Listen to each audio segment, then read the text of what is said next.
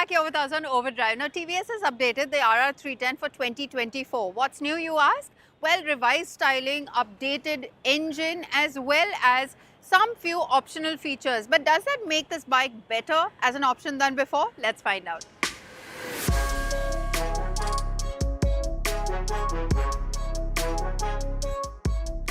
We are out here in the lovely, bright, sunny Coimbatore at the Coast High Performance Center to ride this motorcycle. Now, this is the updated for 2024 TVS Apache RR 310. Now, this motorcycle has been on the receiving end of a couple of updates since it came out back in 2017. In fact, the last time it got some updates was in 2021, where you had the BTO model, some race kits, and of course the adjustable suspension thrown in.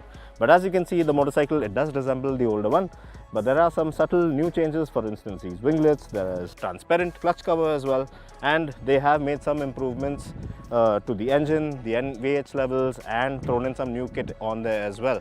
So since we're out here at a track, from all the ride modes, we're going to be keeping this one in track mode to see how this motorcycle fares. So let's get right to it.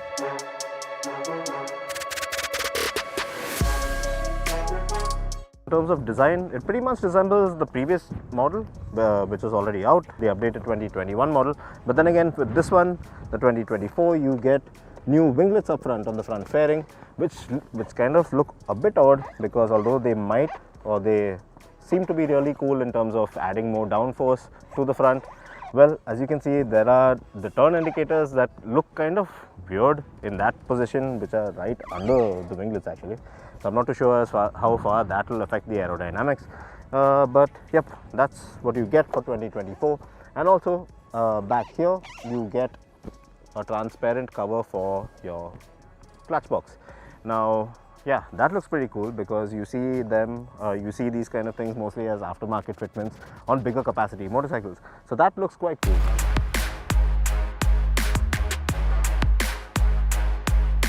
Now, the model that we have out here today is pretty much the bike with the Dynamic Pro package, which includes the TPMS, you have fully adjustable suspension, you have stuff like traction control and cruise control on there as well.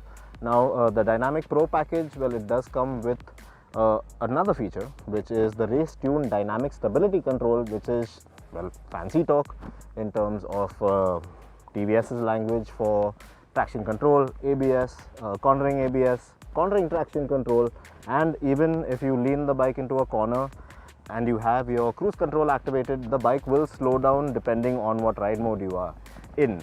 So yeah, this is pretty much the Dynamic Pro package. But as you can see, for some reason TVS have chosen not to give us the rear set foot pegs on this motorcycle. So otherwise it has the brass coated chain, fully adjustable suspension, fully adjustable levers, 5 ride modes, the whole shebang as far as electronics are concerned. But yep, I don't know why they've left out for us on a track day the rear set foot pegs. Now, the awesome thing about this updated model is that the engine, although it remains pretty much the same, it has increased in power by as much as 11% in fact. Now, power is up to around 38 PS of max power at 9,800 RPM, and torque, well, 29 Nm of torque at 7,800 RPM. And that has brought down the 0 to 100 sprint time to around 6.74 seconds. Well, that's what the company claim. And yes, top speed as well is rated at 164. So that also is pretty impressive for this kind of machine. Another cool thing about the engine is the new forged piston that they have on there. It is a lot lighter than the one before, and it has a different coating, and that has reduced the NVH levels of this motorcycle in the mid and top end of the power band spectrum. And that was really nice, because in fact this engine feels a lot smoother than the configured unit that already exists in the naked version of this motorcycle, which is the RTR 310. Now, as before with the RR 310 model, well, it is a kind of a sporty motorcycle, as you probably will have assumed.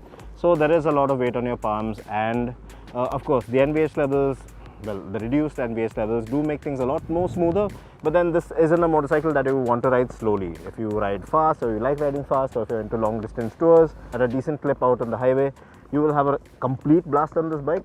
But riding slow, it will get a bit tiresome, especially on your palms, because you have a lot of weight on there.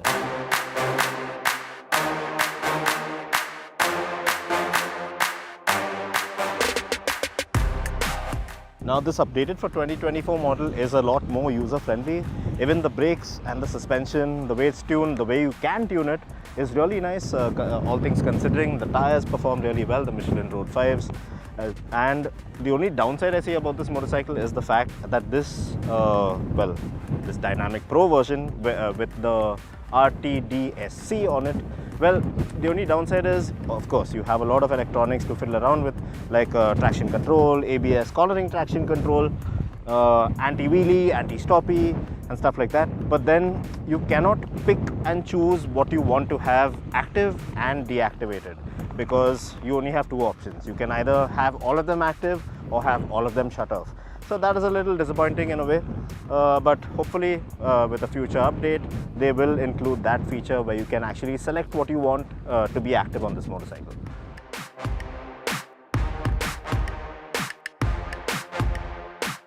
Pricing for the RR 310 starts off at 2.75 lakh rupees.